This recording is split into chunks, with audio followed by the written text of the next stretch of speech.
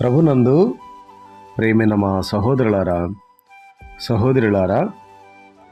జనవరి 13వ తారీఖున దైవ మర్మములు అను పుస్తకంలో నుండి సమూయేలు తైలపు కొమ్మును తీసి వాని సహోదరుల ఎదుట వానికి అభిషేకము చేసెను.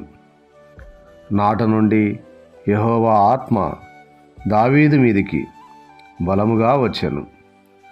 మొదటి సమూయేలు గ్రంథము 16వ అధ్యాయము 13వ వచనం. దావీదు వలనే మనమందరము కూడా భూసంబంధమైన ఏదో ఒక కుటుంబములో జన్మించి ఉన్నాము. అయితే నీవు పరలోకపు రాజుగా ఉండవలెనని దేవుడు కోరుచున్నాడను విషయమును నీవెరుగుదువా? నీ దేవునికి, నీ సృష్టికర్తకు నీ విషయములో గల అటువంటి అత్యున్నతమైన సంకల్పమును కలలోనైనా నీవు చూడగలిగితివా? దేవుని వాక్యమును చదువుము. అందులో నిన్నెంత ప్రేమించి ఉన్నాడో నీ ఎడల ఆయన కలిగి ఉన్న ఉద్దేశములు నీకు కనబడును.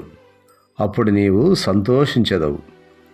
నీవు నిరంతరమును ఆయనకు సంబంధించిన వ్యక్తి వనుటకు గుర్తుగా ప్రభు యొక్క ఆత్మ నీ మీద కుమ్మరింపబడుటను నీవు గుర్తించుటే ఆనందము. తిరిగి జన్మించుటలోనే ఆనందము ఎంతో అద్భుతకరమైనదైనప్పటికీ అది కేవలము ఆరంభమే.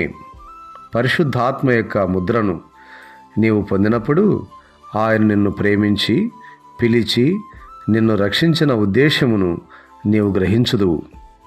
దేవుడు నిన్ను పిలిచి నిన్ను ఏర్పరచుకొని ఉన్నాడను విషయము నెరుగుటయే ఆనందమునకు ఆరంభము. కీడు మీద విజయముందుట వలన కలుగు సంతోషము గొప్పదే. అయితే దానికంటే గొప్ప సంతోషమును ప్రభువు నీ కొరకై దాచియున్నాడు. దేవుడు ఈ మాటలను ఆశీర్వదించునుగాక. ఆమెన్.